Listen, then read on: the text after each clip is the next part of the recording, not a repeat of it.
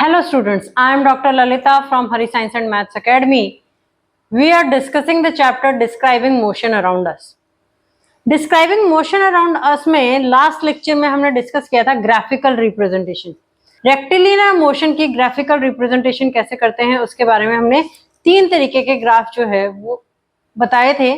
First one is the displacement time graph, जिसको हम detail में ऑलरेडी लास्ट लेक्चर में कवर कर चुके हैं. Next one is the velocity time graph and acceleration time graph. ये दो ग्राफ जो बच गए आपके, जो वेलोसिटी टाइम ग्राफ और एक्सेलरेशन टाइम ग्राफ, इनको आज हम डिस्कस करेंगे.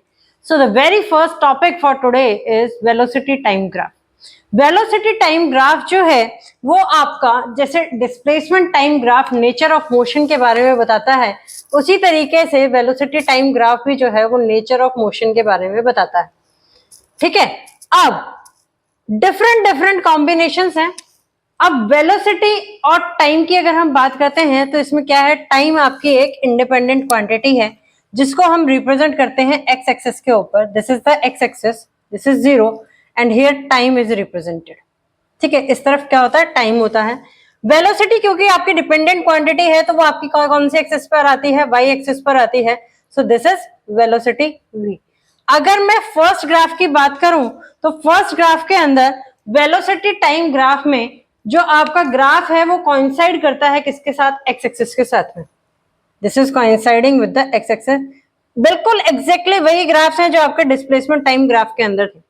अब जब वेलोसिटी जो है वो आपकी कोइंसाइड कर रही है किसके साथ में, एक्स एक्सिस के साथ में, तो एक्स एक्सिस पे क्या होगी, वाई एक्सिस की वैल्यू 0 होती है. तो इट मींस यहाँ क्या हो गया, वेलोसिटी जो है वो आपकी क्या हो गई, 0 हो गई. इस पर्टिकुलर केस में वेलोसिटी जो आएगी मूविंग ऑब्जेक्ट की, दैट इज इक्वल टू 0. और किसी भी ऑब्जेक्ट की वेलोसिटी 0 होने का मतलब क्या है कि ऑब्जेक्ट जो है वो आपका क्या है, रेस्ट पर है. It means in this particular case object is at rest. Object is at rest. Second graph की अगर हम बात करते हैं तो सेकेंड ग्राफ जैसे कि मेरा डिस्प्लेसमेंट टाइम ग्राफ में भी था कि मेरे पास क्या हो सकता है, एक्स एक्सिस के पैरेलल हो सकती है. एक्स एक्सिस के पैरेलल होगी, ये आपकी क्या हो गई, वेलोसिटी v हो गई. नाउ यहां पर ग्राफ जो आएगा वो आपका कैसा हो सकता है, ये हो सकता है.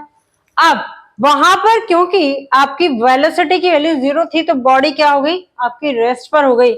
जब वेलोसिटी जो है उसकी कुछ इनिशियल वैल्यू है and it is a straight line parallel to X axis, तो उस केस में क्या होगा कि ऑब्जेक्ट ने कुछ मूव तो मूव किया तभी वेलोसिटी की कुछ वैल्यू आई है. उसके बाद वेलोसिटी जो है वो क्या है, कांस्टेंट है.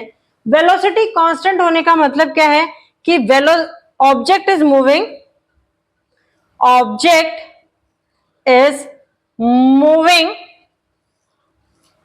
with a uniform velocity, with a uniform velocity. Uniform velocity का मतलब क्या है कि equal amount of distance displacement is covered in equal interval of time.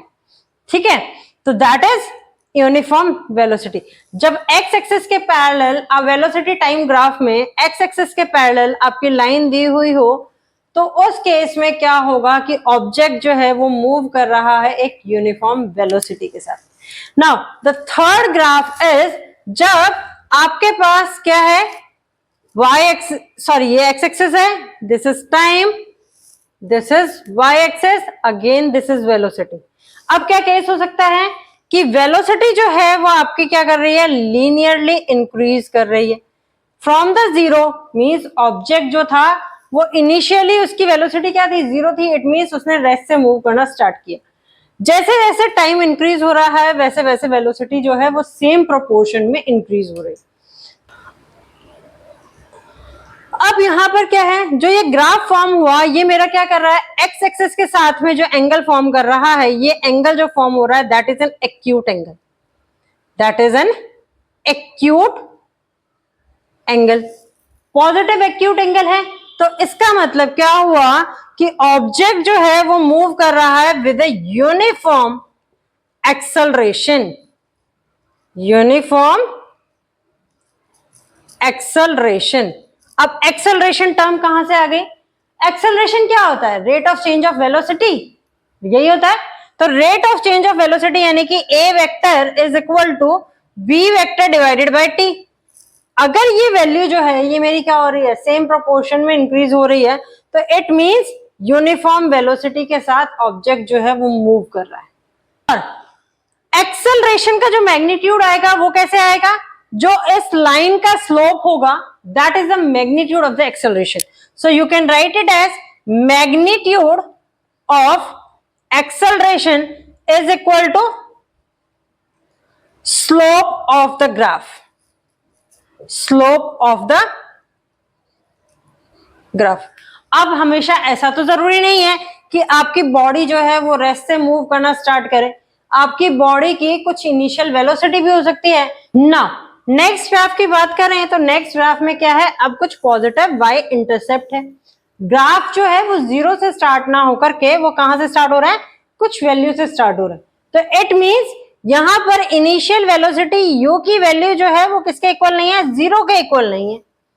u की वैल्यू जीरो के इक्वल नहीं है, और क्योंकि ग्राफ एक स्ट्रेट लाइन है और ग्राफ जो है वो मेरा क्या है, बिल्कुल सिमिलर है जो मेरा थर्ड वाला ग्राफ था, तो इट मींस टाइम के साथ साथ यहाँ पर क्या आ रहा है, यूनिफॉर्म चेंज आ रहा है किसके अंदर, वेलोसिटी के अंदर। मींस जैसे जैसे टाइम इंक्रीज हो रहा है सेम प्रोपोर्शन में मेरी क्या कर रही है, वेलोसिटी इंक्रीज कर रही है। तो here object is moving with the uniform acceleration, object is moving with the uniform acceleration. अब ऐसा तो नहीं है कि हमेशा एक ही बॉडी मूव करेगी।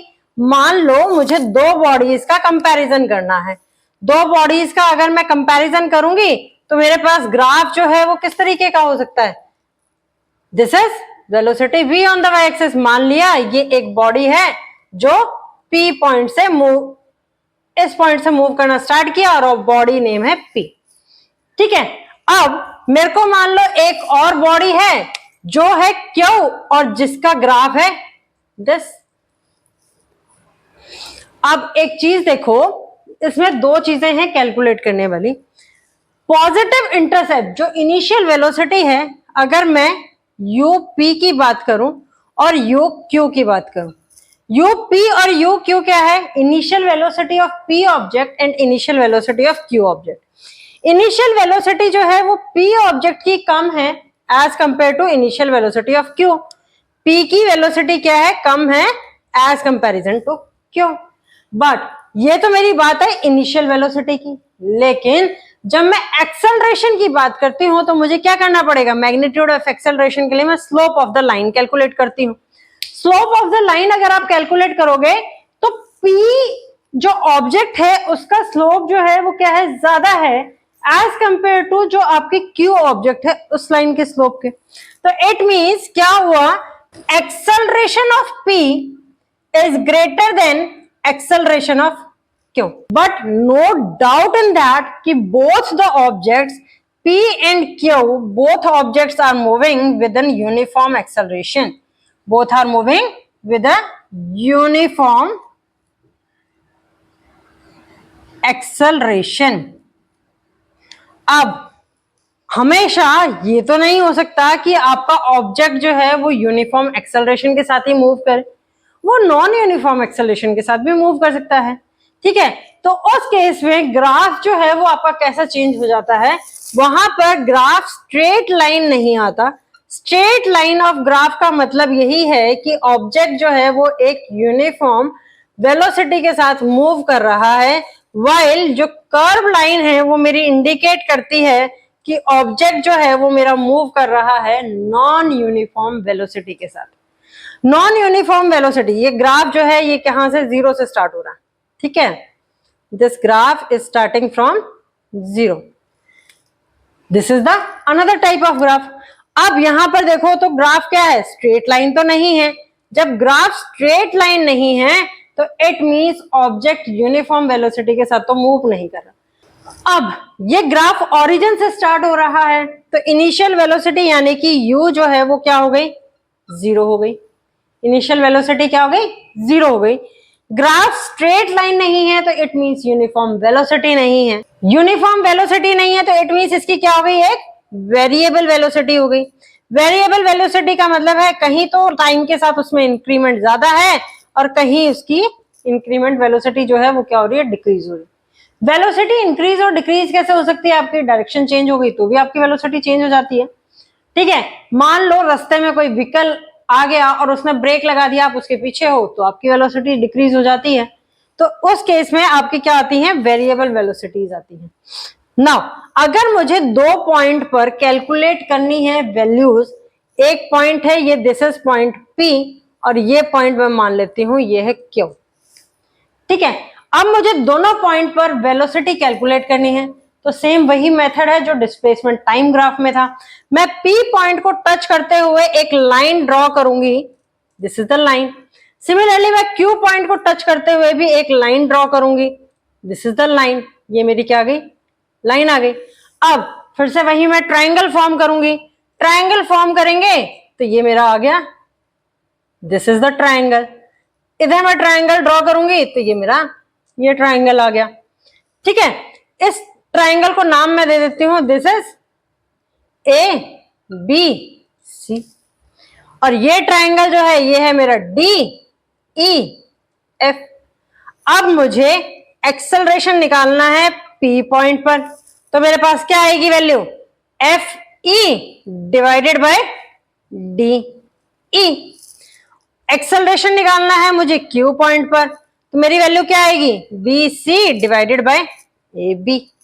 अब देखो न्यूमरेटर में क्या है, FE का वैल्यू क्या है, यहां से ग्राफ में देखने से क्या आ रही है कि वो वैल्यू कम है, BC की वैल्यू क्या है, ज्यादा है, तो it means AB time period जो है वो क्या है, कम है, डिनोमिनेटर में ये कम है, तो ऑब्वियस सी बात है एक्सेलरेशन क्या हो गया, मेरा इंक्रीज हो गया।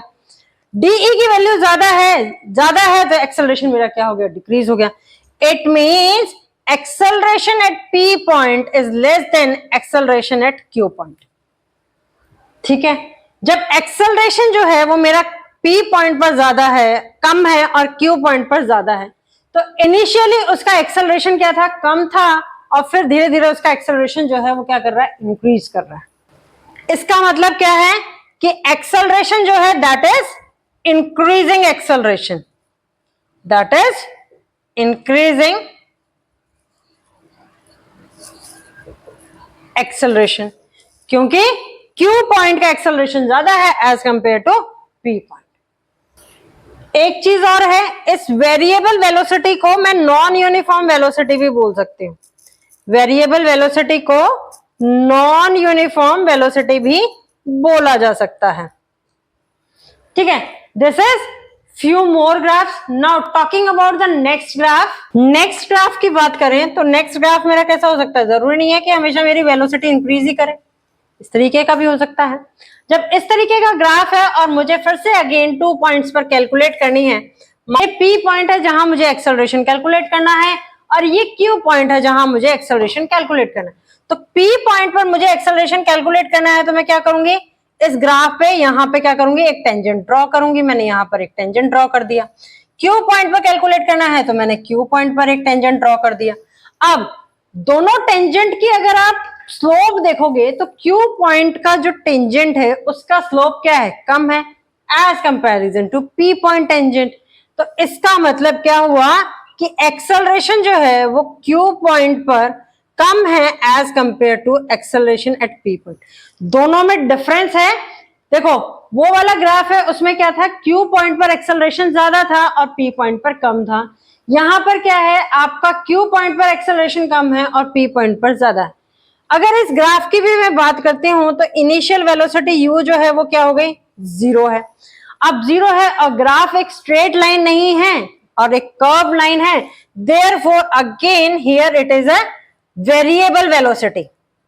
The object is moving with a variable velocity or you can say it as a non-uniform velocity. अब जैसे जैसे टाइम इंक्रीज हो रहा है वैसे वैसे एक्सेलरेशन की वैल्यू जो है वो क्या हो रही है, कम हो रही है। ठीक है, तो इट मींस ऑब्जेक्ट जो है that is having the decreasing acceleration, decreasing acceleration. अब डिक्रीजिंग एक्सेलरेशन तो है बट इसको रिटार्डेशन मत मान लेना। क्यों, क्योंकि वेलोसिटी जो है वो डिक्रीज नहीं हो रही टाइम के साथ में, वो टाइम के साथ डिक्रीज नहीं हो रही, वेलोसिटी जो है वो क्या कर रही है, स्टिल इंक्रीज ही कर रही है। लेकिन अगर मैं एक्सेलरेशन कैलकुलेट करती हूं तो एक्सेलरेशन डिक्रीज कर रहा है, therefore I am saying that object is moving with a decreasing acceleration. Decreasing acceleration doesn't mean that the object is having the retardation. There is a difference between retardation and decreasing acceleration. ठीक है, now moving to the next graph. Next graph के अंदर एक object है और वो क्या कर रहा है, मेरे पास इनिशियल वेलोसिटी है, u की वैल्यू जो है वो मेरे पास जीरो नहीं है, इस केस में जीरो नहीं है क्योंकि having some value at y intercept. ठीक है, और ये वेलोसिटी टाइम ग्राफ जो है ये ऑब्ट्यूज एंगल फॉर्म करता है, किसके साथ में, x एक्सिस के साथ में। क्या फॉर्म कर रहा है, ऑब्ट्यूज एंगल फॉर्म कर रहा है। ऑब्ट्यूज एंगल का मतलब है कि angle is greater than 90 degree but less than 180 degree, right. अगर मैं इस एंगल को थीटा मान लूं तो इस थीटा की वैल्यू 90 डिग्री से ज्यादा है लेकिन 180 डिग्री से कम है। अब जो ये ग्राफ बनाया है वेलोसिटी टाइम ग्राफ का, इसमें क्या है, टाइम जैसे जैसे इंक्रीज कर रहा है वेलोसिटी क्या कर रही है आपकी, डिक्रीज कर रही है।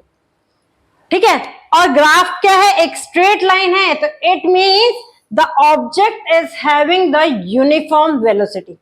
ऑब्जेक्ट ही क्या है, यूनिफॉर्म वेलोसिटी है, भले ही वो नेगेटिव हो लेकिन है यूनिफॉर्म वेलोसिटी। अब यूनिफॉर्म वेलोसिटी है, एक्सेलरेशन में कैलकुलेट करूं, अब वेलोसिटी मेरी इस केस में क्या कर रही है, डिक्रीज कर रही है। वेलोसिटी क्या कर रही है, डिक्रीज कर रही है, और एक पॉइंट आता है जहां पर वेलोसिटी मेरी क्या हो जाती है, जीरो हो जाती है। इसका मतलब यह हुआ कि object is having the retardation. Object is having the retardation क्योंकि वेलोसिटी जो है वो भी मेरी क्या कर रही है, यहां पर डिक्रीज कर रही है टाइम के साथ साथ। उस केस में वेलोसिटी मेरी डिक्रीज नहीं कर रही थी टाइम के साथ में, therefore I am saying that object is moving the decreasing acceleration. Here the velocity of the object is decreasing with time, therefore I am saying that object is having the retardation, right? Now moving to the next graph, मेरे पास अब एक और velocity time graph है। Velocity time graph में अगर यहां देखो तो ये क्या है, एक कर्व्ड लाइन है, कर्व्ड लाइन है और उसकी कुछ ना कुछ इनिशियल वेलोसिटी है, और एंड में उसकी वेलोसिटी जैसे जैसे टाइम इंक्रीज करता है तो वेलोसिटी क्या हो जाती है, रिड्यूस टू जीरो हो जाती है। तो इसका मतलब क्या हुआ कि जब मेरी वेलोसिटी डिक्रीज कर रही है टाइम के साथ में तो यहां पर डेफिनेटली रिटार्डेशन तो है, डेफिनेटली रिटार्डेशन तो है। अब देखो रिटार्डेशन के लिए मैंने एक ही ग्राफ भी बताया था, अब एक ग्राफ ये है, दोनों में डिफरेंस क्या है, यहां वेलोसिटी टाइम ग्राफ जो है वो क्या है, एक स्ट्रेट लाइन है, velocity is decreasing in a uniform manner, while in this case velocity जो है वो एक यूनिफॉर्म मैनर में डिक्रीज नहीं कर रही, वो एक कर्व की फॉर्म में डिक्रीज कर रही है। सो ये वाला जो रिटार्डेशन है ये मेरा कौन सा रिटार्डेशन बन गया, uniform retardation. This is a uniform retardation, और जो ये कर्व लाइन वाला रिटार्डेशन है ये मेरे पास बन गया non uniform retardation, non uniform retardation. अब फिर से मैंने दो पॉइंट्स कंसिडर कर लिए, एक पॉइंट है P, एक पॉइंट है Q, जहां मुझे एक्सेलरेशन कैलकुलेट करना। एक्सेलरेशन कैलकुलेट करने के लिए मुझे क्या करना पड़ेगा, फिर से टेंजेंट ड्रॉ करना पड़ेगा। मैंने ये टेंजेंट ड्रॉ कर लिया P पॉइंट पर और ये टेंजेंट ड्रॉ कर दिया Q पॉइंट पर।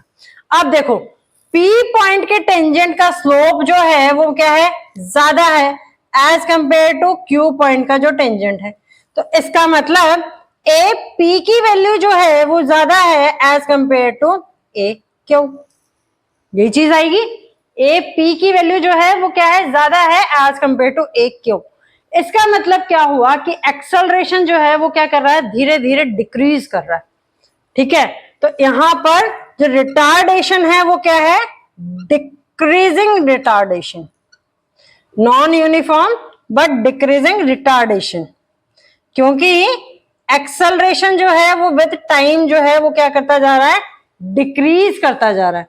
नाउ अगर मैं इस ग्राफ की बात करती हूं तो इस ग्राफ में भी क्या है, इनिशियल वेलोसिटी कुछ ना कुछ तो इनिशियल वेलोसिटी है, तो initial velocity is not equal to zero क्योंकि स्टार्ट क्या हो रहा है, कुछ पॉजिटिव वाई इंटरसेप्ट से स्टार्ट हो रही है मेरी क्या, ग्राफ की वैल्यू। अब ग्राफ क्योंकि एक स्ट्रेट लाइन नहीं है और उसकी फाइनल वेलोसिटी फिर से क्या है, 0 है, तो यहां पर भी मेरे पास क्या है, रिटार्डेशन तो है और कर्व्ड लाइन है, तो therefore it is a non uniform retardation, that is a non uniform retardation, right. अब ये रिटार्डेशन हमारे पास डिक्रीजिंग रिटार्डेशन है या इंक्रीजिंग रिटार्डेशन है। हमने एक्सेलरेशन में टाइप पढ़े थे, पॉजिटिव एक्सेलरेशन, नेगेटिव एक्सेलरेशन, तो वही चीज है यहां पर। वेलोसिटी जो है टाइम के साथ क्या कर रही है, डिक्रीज कर रही है, therefore I am saying the term retardation instead of acceleration. अब यहां पर भी मुझे कैलकुलेट करना है, एक पी पॉइंट पर कैलकुलेट करनी है, एक क्यू पॉइंट पर कैलकुलेट करना है एक्सेलरेशन। तो मैं क्या करूंगी, पी पॉइंट पर एक टेंजेंट ड्रॉ कर दूंगी और मैंने दूसरा क्यू पॉइंट पर एक टेंजेंट ड्रॉ कर दिया। अब दोनों लाइन देखने से क्या लग रहा है कि पी पॉइंट का जो स्लोप है टेंजेंट का वो क्या है, कम है एज कंपेयर टू जो क्यू पॉइंट की टेंजेंट का स्लोप है। तो इसका मतलब क्या हुआ कि एक क्यू मैं कैसे निकालूंगी, फिर से वही ट्राइंगल फॉर्म करूंगी और वेलोसिटी वाली जो साइड आएगी उसको मैं डिवाइड कर दूंगी टाइम वाली साइड से। सो ए क्यू की वैल्यू जो है वो ज्यादा है as compare to a P, means initially acceleration की वैल्यू कम थी या रिटार्डेशन की वैल्यू कम थी, धीरे धीरे एक्सेलरेशन की वैल्यू या रिटार्डेशन की वैल्यू क्या हो रही है, इंक्रीज कर रही है। तो therefore I am saying that object is moving with the increasing retardation, the object is moving with the increasing retardation. This is all about the velocity time graph concept. लेकिन अब बात आती है कि ये velocity time graph यूज कहां होते हैं। velocity time graph की अगर मैं यूजेस की बात करती हूं तो सबसे फर्स्ट यूज आता है, it tells about the nature of the motion. Nature of the motion का मतलब, अगर मेरे पास ग्राफ जो है वेलोसिटी टाइम ग्राफ वो मेरे पास स्ट्रेट लाइन है तो नेचर कैसा हो जाएगा मोशन का, दैट इज यूनिफॉर्म मोशन। अगर वेलोसिटी टाइम ग्राफ जो है वो एक कर्व्ड लाइन है तो नेचर ऑफ द मोशन क्या होगा, नॉन यूनिफॉर्म होगा। ये हमें क्या बताता है, वेलोसिटी टाइम ग्राफ बताता है। नाउ सेकंड थिंग जो हमें वेलोसिटी टाइम ग्राफ से पता चलती है वो पता चलता है कि हम किसी भी मोमेंट पर instantaneous velocity can be determined, ठीक है, by observing the graph. Graph को देखकर हमें किसी भी मोमेंट पर अगर वेलोसिटी की वैल्यू फाइंड आउट करनी है तो हम वो फाइंड आउट कर सकते हैं। थर्ड थिंग क्या है, मैं ग्राफ से इंस्टेंटेनियस एक्सेलरेशन की वैल्यू भी फाइंड आउट कर सकती हूं, फाइंड आउट कर सकते हैं। अभी मैंने बताया था instantaneous acceleration can be determined. Instantaneous acceleration को डिटरमाइन करने के लिए मुझे क्या करना है, उस पर्टिकुलर पॉइंट पर वेलोसिटी को डिवाइड करना है, किससे, टाइम से, तो मेरे पास क्या आ जाएगी, एक्सेलरेशन की वैल्यू आ जाएगी। अगर स्ट्रेट लाइन है तो, अगर मेरे पास कर्व्ड लाइन है तो उस पर्टिकुलर पॉइंट पर टेंजेंट ड्रॉ करना है, टेंजेंट ड्रॉ करके मैं एक्सेलरेशन की वैल्यू फाइंड आउट कर सकती हूँ। फोर्थ पॉइंट क्या है कि जो वेलोसिटी टाइम ग्राफ का एरिया है, एरिया कैसे निकालोगे अब आप, दिस इज एक्स एक्सेस, ये है टाइम, ये है वाई एक्सेस, ये है वेलोसिटी और ये है 0। मान लो कि ये ग्राफ था, ये ग्राफ था तो एरिया मुझे निकालना है, तो मैं क्या करूंगी, इस ग्राफ को एक वर्टिकल लाइन ड्रॉ करके एक्स एक्सेस पे मीट करूंगी। एरिया अंडर द कर्व, अब कौन सा एरिया हो गया, ये वाला एरिया हो गया, जिसको मैं क्या कर रही हूं, शेडेड या स्लांटिंग लाइन से कवर कर रही हूं। This is the area under the curve, this is area under the curve. Area under the curve provide us the area under the curve provide us the displacement of the body. It provides the displacement of the body. ठीक है। Now fifth point is कि what we find, हमें average acceleration की value भी पता चलती है इससे। सिर्फ इंस्टेंटेनियस एक्सेलरेशन की ही वैल्यू हम कैलकुलेट नहीं कर सकते, हम एवरेज एक्सेलरेशन की वैल्यू भी फाइंड आउट कर सकते हैं। Average acceleration can also be find और डिटरमाइंड बाय द ग्राफ। अब एवरेज एक्सेलरेशन फाइंड आउट करने के लिए क्या करना है, जो इनिशियल वेलोसिटी है, ठीक है, और फाइनल वेलोसिटी है, दोनों को ज्वाइन करना है। ज्वाइन करने के बाद जो लाइन आएगी उसका स्लोप जो है that provide you the average acceleration. वो आपको क्या प्रोवाइड करता है, एवरेज एक्सेलरेशन प्रोवाइड करता है। Now sixth one is we can determine the equation of the motion. Equation of motion भी हम इससे क्या कर सकते हैं, फाइंड कर सकते हैं या डिटरमाइन कर सकते हैं। कैसे कर सकते हैं, अब मेरे पास एक वेलोसिटी टाइम ग्राफ था ये वाला, इसके अंदर जो एरिया है वो क्या कर देगा, आपको डिस्प्लेसमेंट देगा। डिस्प्लेसमेंट मींस एस प्रोवाइड करेगा। अब वो मैं एस कैसे कैलकुलेट करूंगी, मान लो कि मैंने क्या किया, जो इनिशियल पॉइंट था वहां से एक्स एक्सिस के पैरेलल में एक लाइन ड्रॉ कर दी, तो मेरे पास ये ट्राइंगल बन गया ओ ए बी सी। सो और ये मेरे पास पॉइंट आ गया डी पॉइंट। तो डिस्प्लेसमेंट या एरिया अंडर द कर्व क्या हो गया, रेक्टेंगल का area, rectangle A B C O area plus triangle C B D area, right. अब rectangle A B C O area है, तो मान लिया कि ये पॉइंट जो है ये मेरे पास क्या है, टी पॉइंट है। ये जो इनिशियल वेलोसिटी है that is equal to U. ये क्या होती है, इनिशियल वेलोसिटी हम किसे डिनोट करते हैं, यू से डिनोट करते हैं। तो रेक्टेंगल का एरिया मेरे पास क्या बनेगा, ये वाला जो है ये मेरे पास क्या हो गया, टाइम टी हो गया, और ये क्या है, यू हो गया। तो that comes out to be length multiply by breadth, यानी कि यू मल्टीप्लाई बाय टी। अब बात करते हैं प्लस, ठीक है। ट्राइंगल का एरिया क्या होता है, 1/2 multiply by base multiply by height of the triangle. अब ये हाइट आपको कैसे पता चलेगी, अभी मैंने बताया कि मेरे पास ये इनिशियल वेलोसिटी थी, ये मेरे पास क्या थी, फाइनल वेलोसिटी थी, ठीक है। डी से लेकर के डी तक ये क्या आ रही है, मेरे पास चेंज इन वेलोसिटी आ रही है, यानी कि डी मेरी फाइनल वेलोसिटी है, यू सी मेरे पास क्या है, इनिशियल वेलोसिटी है। अगर मैं first equation of motion apply करती हूं तो final velocity minus initial velocity that is equal to AT, यही होता है। तो यानी कि जो ये बी डी वाला पॉइंट है, बी से लेकर के डी तक का जो डिस्टेंस है वो किसके इक्वल आ गया, 80 के इक्वल आ गया। सो हाइट कितनी आ गई, 80 आ गई। बेस मेरा क्या है, सीबी है, और सीबी जो है वो किसके इक्वल है, वो ए के इक्वल है, क्योंकि वो रेक्टेंगल है। तो that multi is equal to T, वो किसके इक्वल है, टी के इक्वल है। तो एस की वैल्यू जो आएगी that is equal to U T plus 1/2 A T का square. This is the second equation of motion which we can derive from the graph of velocity time, ठीक है। Velocity time graph से हम second of equation of motion को क्या कर सकते हैं, डिराइव कर सकते हैं। This is all about the velocity time graph. Now moving to the next topic that is acceleration time graph. Next is acceleration time graph.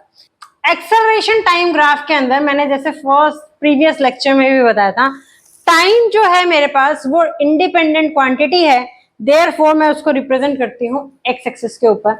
Acceleration जो है वो डिपेंडेंट क्वांटिटी है, इसलिए मैं उसको रिप्रेजेंट करती हूँ वाई एक्सिस के ऊपर। अब दो तरीके के एक्सेलरेशन टाइम ग्राफ है। एक है जब एक्सेलरेशन टाइम ग्राफ में लाइन जो है वो मेरी कोइंसाइड कर रही है किसके साथ में, एक्स एक्सिस के साथ में। जब एक्स एक्सिस के साथ में कोइंसाइड करेगी तो इसका मतलब क्या हुआ कि ए की वैल्यू क्या हो गई, 0 हो गई। एक्सेलरेशन की वैल्यू जो है वो 0 कब हो सकती है, जब मेरे पास बॉडी क्या हो, मूव कर रही हो एक कांस्टेंट वेलोसिटी के साथ में। यहां बॉडी रेस्ट पर नहीं है। जब एक्सेलरेशन टाइम ग्राफ में आपकी लाइन जो है वो कोइंसाइड कर रही है किसके साथ में, एक्स एक्सिस के साथ में, तो इट मींस दैट ऑब्जेक्ट और body is moving with a constant velocity, with a constant velocity। अभी तक हमने क्या पढ़ा था, वेलोसिटी टाइम ग्राफ में भी अगर लाइन मेरी कोइंसाइड करती थी तो मेरे पास कोई डिस्प्लेसमेंट कवर नहीं होगा, तभी वेलोसिटी जीरो हो सकती है। लेकिन एक्सेलरेशन जो है वो जीरो कब हो सकता है, जब ऑब्जेक्ट जो है वो मूव करेगा एक कांस्टेंट वेलोसिटी के साथ में। नाउ अगर एक्सेलरेशन टाइम ग्राफ के अंदर ये ग्राफ जो है या लाइन जो है that is parallel to X axis, वो एक्स एक्सिस के पैरेलल में हो। सेकंड ग्राफ क्या है, जब एक्सेलरेशन यानी कि ए की वैल्यू मेरे पास क्या है, कांस्टेंट वैल्यू है। तो इसका मतलब क्या हुआ कि object is moving, object is moving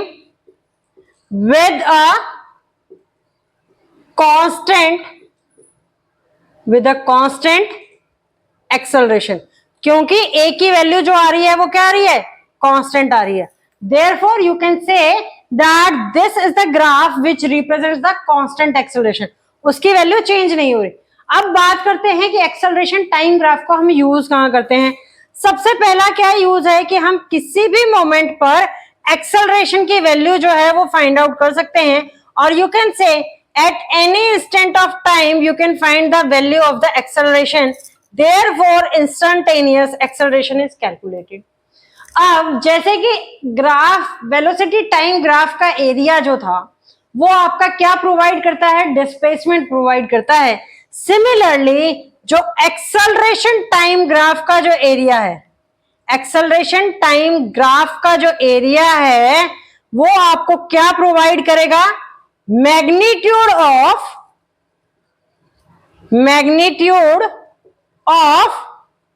change in velocity, magnitude of change in velocity. ये कौन प्रोवाइड करेगा, जो ग्राफ का एरिया है। अब चेंज इन वेलोसिटी को मैं किससे डिनोट करती हूं, final velocity v minus initial velocity u, ठीक है। This is all about the acceleration time graph. But अब यहां से तुम्हारे मन में एक और क्वेरी अराइज हो रही होगी कि एक्सेलरेशन टाइम ग्राफ जो है वो जरूरी नहीं है कि हमेशा मेरे ये दो टाइप के ही हो। तो उस केस में मैं क्या करती हूं कि मान लो ऐसा भी हो सकता है कि एक्सेलरेशन टाइम ग्राफ जो है वो मेरा इस तरीके का हो। जब एक्सेलरेशन टाइम ग्राफ मेरा इस तरीके का होगा जहां पर एक्सेलरेशन की वैल्यू क्या कर रही है, कॉन्स्टेंटली इंक्रीज कर रही है टाइम के साथ में, तो ये आपका रिप्रेजेंट करेगा increasing acceleration. This represents the increasing acceleration. अब जरूरी थोड़ी है मैडम हमेशा ऐसे ही होगा ग्राफ तो मेरा ऐसा भी हो सकता है जिसके अंदर मेरे पास क्या होगा, ये मान लो एक्सेलरेशन है और यहां पर टाइम है, तो ग्राफ तो मेरे पास ऐसा भी हो सकता है, बिल्कुल हो सकता है। अगर ये ग्राफ इस तरीके का है तो ये ग्राफ मेरा रिप्रेजेंट कर रहा है डिक्रीजिंग एक्सेलरेशन को। This represents the decreasing acceleration. Now, depending upon these concepts of graphical representation, हमने graphical representation के तीन concepts पढ़े थे, displacement time graph, velocity time graph और acceleration time graph। इस concept के basis पर हम कुछ questions solve करते हैं। Now, the very first question for today is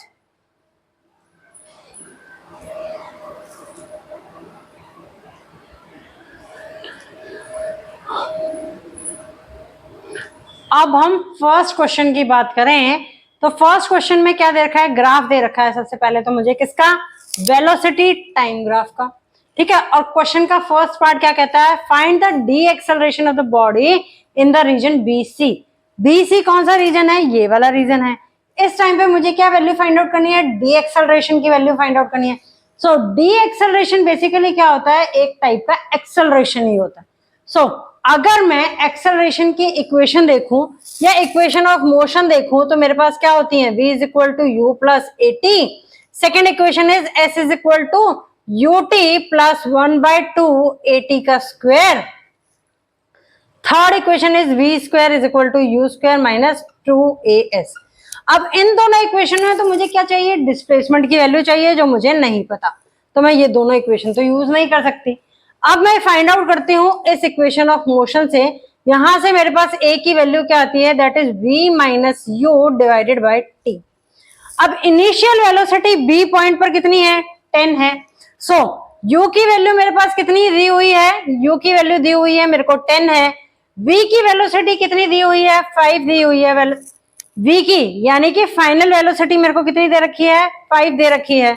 time period देखेंगे तो मेरे पास क्या आएगा, पुट करते हैं, v जो है दैट इज 5 के करस्पॉन्डिंग टाइम कितना है, 4 है सेकेंड्स का। इनिशियल वेलोसिटी कितनी है, 10 है। 10 के करस्पॉन्डिंग टाइम पीरियड अगर मैं देखूं बी पॉइंट पर तो वो कितना है, 3 है। So this comes out to be -5 divided by 1, that is -5 metre per second square. अब क्योंकि ये नेगेटिव साइन है तो नेगेटिव साइन जो है वो क्या रिप्रेजेंट करता है, डी एक्सेलरेशन को रिप्रेजेंट करता है। तो डी एक्सेलरेशन की वैल्यू जो उसने क्वेश्चन में क्या पूछा था, डी एक्सेलरेशन की ही वैल्यू पूछी थी, तो डी एक्सेलरेशन की वैल्यू कितनी आ गई, 5 metre per second square. This is the A part, ठीक है। Now second part is find the total distance travelled by the body. Total distance जो है वो बॉडी ने कितना ट्रेवल किया। सो टोटल डिस्टेंस ट्रेवल कैसे हम कैलकुलेट करते हैं, जब हमें वेलोसिटी टाइम ग्राफ दिया हो, हम कैलकुलेट करते हैं किससे, area under the curve. Area under the curve के लिए मैं क्या करती हूं, मैंने इस वाली लाइन को भी मैंने ज्वाइन कर लिया डॉटेड लाइन सेगमेंट से। सो OADE ये मेरे पास क्या बन गया, एक रेक्टेंगल बन गया। रेक्टेंगल बन गया जिसकी ये साइड भी 5 के इक्वल है और ये वाली साइड भी 5 के इक्वल है। तो यानी कि S की वैल्यू जो बनेगी वो मेरे क्या पास क्या बनेगा, area of OADE plus area of triangle ABC। अब OADE जो है वो मेरे पास क्या है, एक रेक्टेंगल है। So that is 5 multiply by 5, ये आ गया 5 मल्टीप्लाई बाय 5 आ गया, plus area of triangle ABC that is 1/2 multiply by base. Base क्या होगा, A से लेकर के C तक का, A से C तक का डिस्टेंस देखेंगे तो वो मेरे पास कितना है, 4 है। तो 1/2 मल्टीप्लाई बाय 4। अब मैं हाइट कैलकुलेट करूं तो हाइट क्या है, B से लेकर के इसकी B पे वैल्यू दे रखी है 10 है और इस पॉइंट की वैल्यू है 5, तो 10 - 5 that comes out to be 5। So here it is 5। Now this is 5 5 25, ये गया मेरा 2 पर, तो this comes out to be 10। So this is 35 metre. 35 meter is the distance that is covered by the body, right? In this way you can find the solution of the question. Now try to solve more and more question and clear your concept by reading the book. अपने book पढ़ के अपने concepts को clear करो जो आज मैंने पढ़ाया है। Still if you are facing any difficulty in any of the topic, you can post your query in the comment box. Tomorrow I will meet you with a new topic. Till then, please like, share and subscribe the channel for the video notification. Your one share means a lot for the channel. Thank you.